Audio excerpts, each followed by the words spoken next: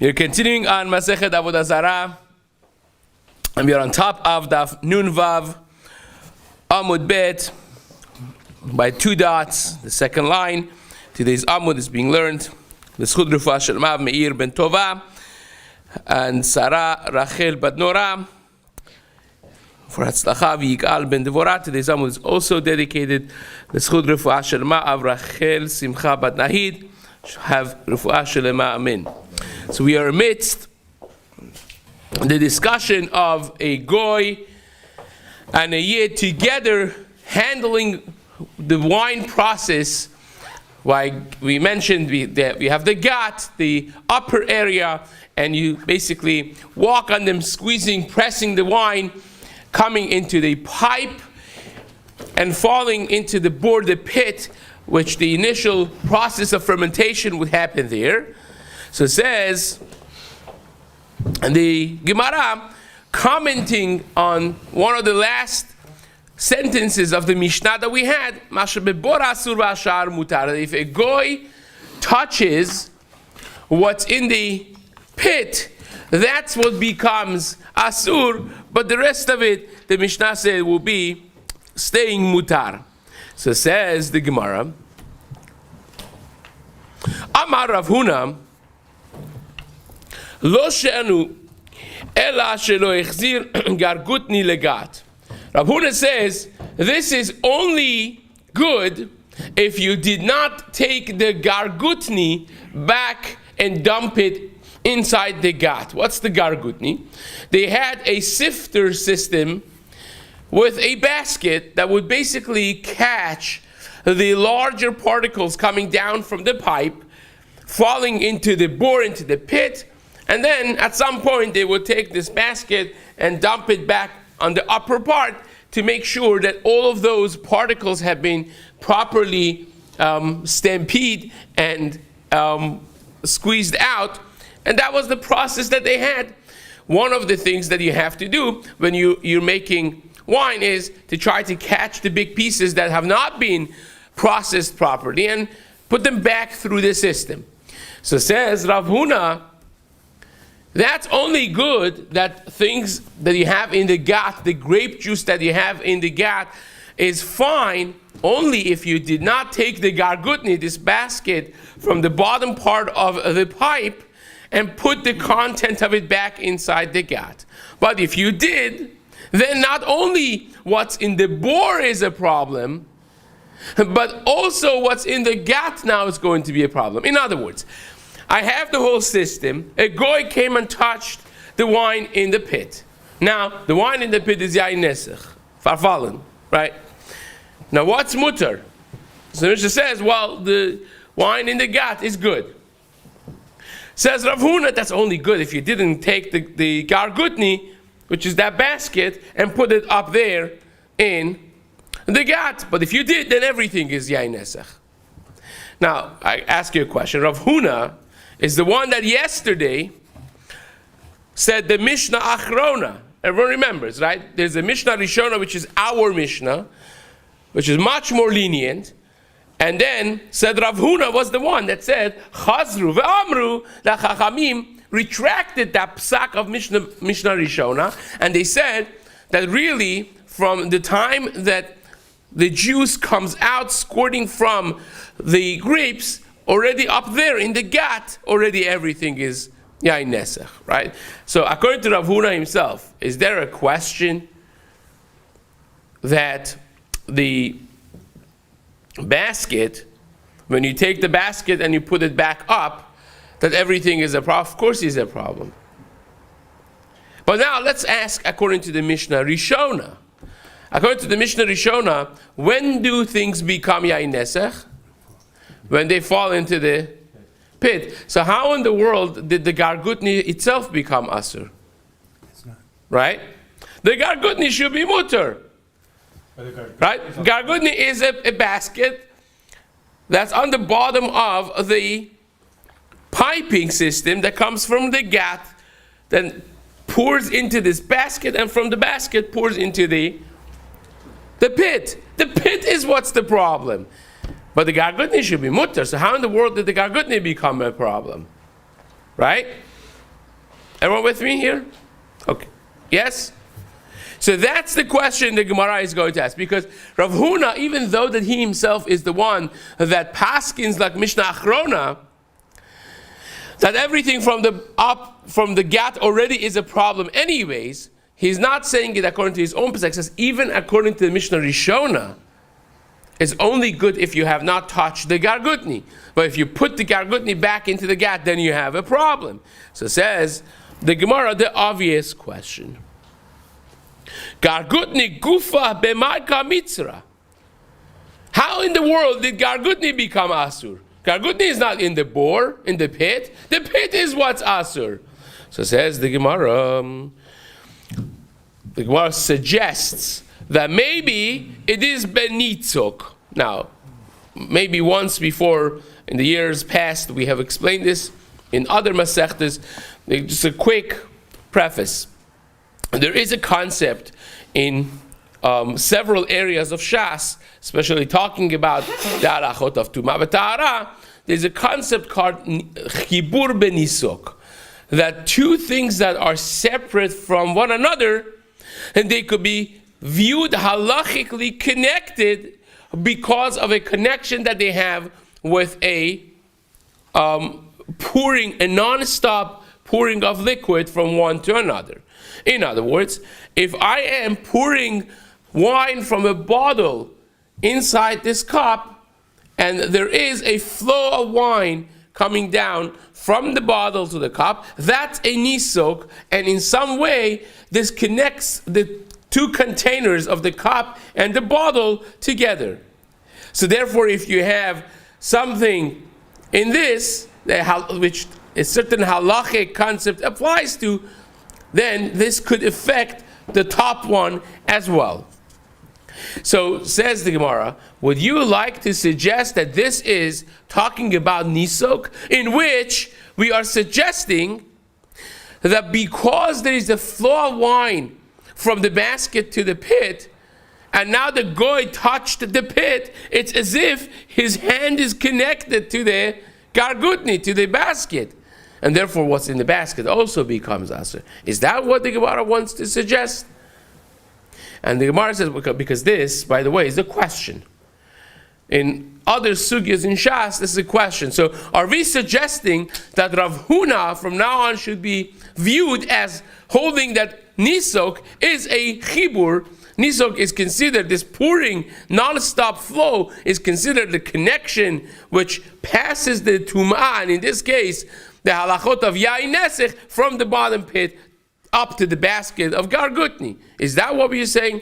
By the way, in parentheses, the smart ones in the chevra, I see from the eyebrows and the eyes, they're asking the obvious question. They're saying, wait a second, how about the nisok from gat to the gargutni? In other words, once you add it, there is a flow from the gat, from the top, to the basket, and then there's another flow from that to the pit. So how in the world are you telling me that the gargutni is a problem, but the gat is good? If you're already telling me that the nisok is a problem, so just you could have two for the price of one already, And the Rishonim already explained this, that we don't say two steps of nitzok as one. We only go one step of connection. That's already too far-fetched of a bridge, so to speak, and that does not connect necessarily the top with the bottom. It only goes one step, not really two. So says the Gemara, no, we're not talking about that. Kedatani Rab Chia says we're not talking about nisok over here. The answer is like Rab Chia mentioned. Says the Gemara, what did Rabbi Chia say? Shepechasato selochito. Rab Chia in a different case is talking about a Jew pouring from a funnel wine into a kli of a goy, a bottle of a goy, right? So, and it says over there that it makes the mashpech, the pouring vessel of a Jew, and the wine in it makes it a yain nesech. And the reason is not because Reb Chia holds that it is connected and there is nisok, but for a very simple reason. Because when you pour and you fill up the vessel of a goy, when it comes up, it touches, the two wines touch, basically.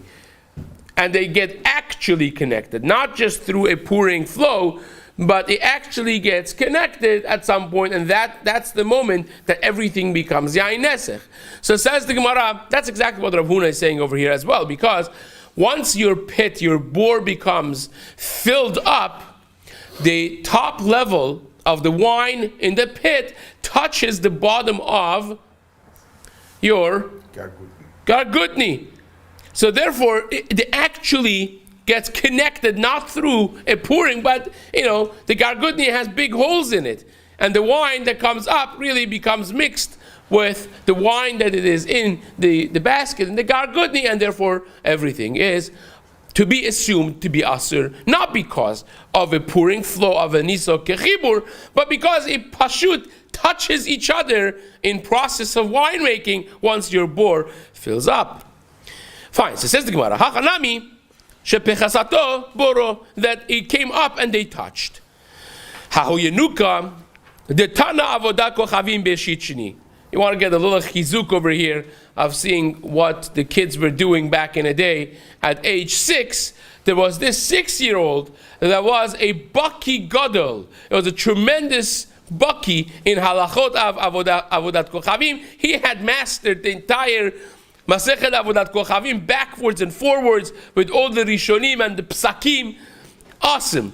So they brought him to the Beit Midrash. According to some Rishonim, Rashi also, they were testing him to see how much he actually knows. Can you imagine scrutinizing a 6-year-old in the Beit Midrash with all the Amoraim there, right? That's what people were doing. I want to just take a little thing. A bunch of years ago, but maybe 15 years ago, Machon Ahavat Shalom put out a sefer from the Aderet, right? Rabbi Eliyahu David Rabinovitz Tumim. It was a tremendous gaon. He was with his twin brothers in Russia. Rabbi Shmuel Salant took him in his 90s. He lived a very blessed life. He was the Rabash Yerushalayim, was the head rabbi of Yerushalayim, of Eretz Yisrael, really. And he brought him from Russia to be his replacement. Tremendous person in his 40s. Unfortunately, passed away at a very, very young and untimely passing. But he published together with his twin brother a sefer at age 12. It's called Shevet Achim. Right? Shevet Achim, which was put out by Machon Ahavat Shalom about 15 years ago. So I heard the head of Machon Ahavat Shalom, Yaakov Hillel, he was speaking about it. He said he was flabbergasted reading through this chibur that a 12-year-old put out, in which he quotes his chidushim, his writings on other Mesechtes, and it's clear from it that he already had written on most of Shas. Look at my chidushim in Keritut, in Keretot, and in Chulin, and in Psachim, and in Ktuvot, and in Gitin. I said, one of the main reasons, he said, is because they had nothing else to do. They didn't waste their time with narishkeit. They were learning, they were putting the time and focusing on learning. So you had a 12-year-old that was sitting there with his brother, not playing games, but they were actually writing Sfarim and writing Chidushim on the majority of Shas at that age. So here is Hahu Yenuka the Tana Avodat Kochavim Beshitchini. He was 6, and he already was a Bakin Avodat Kochavim, and the sugyas of Avodah Zarah. Baumine, they brought him in the Bet Midrash, asking him, Mahu lidroch im ha'oved kochavim begat. What's the halacha for a Jew to be hired to work together on a gat, pressing wine, pressing grapes together with a goy? Amar lehu, he said, Pashut, the halacha is dorchim im ha'oved kochavim begat. You could do it. So they challenged him. They said, wait a second. But that's only good according to Mishnah Rishona, where he could technically be menasech a little bit with his hands. That would become a problem, perhaps. Again, I'm overly simplifying. This is a very complex, and hence you have all these Tosafots over here, and much of the Rashbas and Rabbats and other Rishonim, overly simplifying the case of the Gemara. What exactly was the question? What was the case that they were asking him?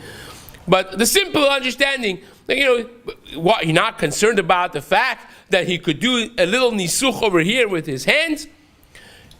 And this kid answers, he says, yeah, I'm only saying in a case that you ensure he cannot do anything with his hands.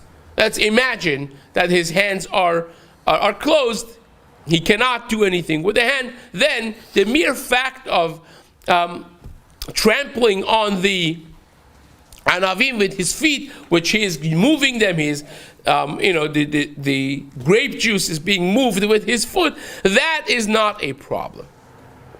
And we'll see later on in the Gemara that this actually becomes a big question of a touch of Oved Kochavim with the wine, when it's not really a kavanah of nisuch. Would that be a problem or not? So this kid paskin, he said, as long as his hands are not involved, and you could assure that, then the actual pressing of the wine with his feet is not a problem. So they asked the kid, they say, well, but he's doing it with his feet. Well, you're not concerned about that? And he paskins, this kid says, no, nisuch de regel lo shemen nisuch. Moving it, pouring it with your feet is not considered nisuch, so therefore it's hence not going to be yain nesech. It's not going to be asur b'ana. Not maybe asur b'shtiyah, as we'll see in the sugya later, but it's not going to be asur b'hana'ah, the mere fact that he is moving it with his feet. Gemara says, wait a second, that's not so simple. This kid is very confident, maybe overconfident. But this Shmuel had a serious quandary over here with this same case. Now, the Tana Shmuel, Hahu Uvda, Da'ava B'Neharda, it was a story that actually happened in Narda. Who was the Rav of Narda? Shmuel lived in Narda. The Dashu Yisrael V'Oved Kochavim La'u Chamra, that Yidden and Goyim, they were doing this pressing of the wine, and they got together, they're Yidden, they're Goyim, and the question was asked to Shmuel, is it mutar or not? V'shahye Shmuel telata rigli.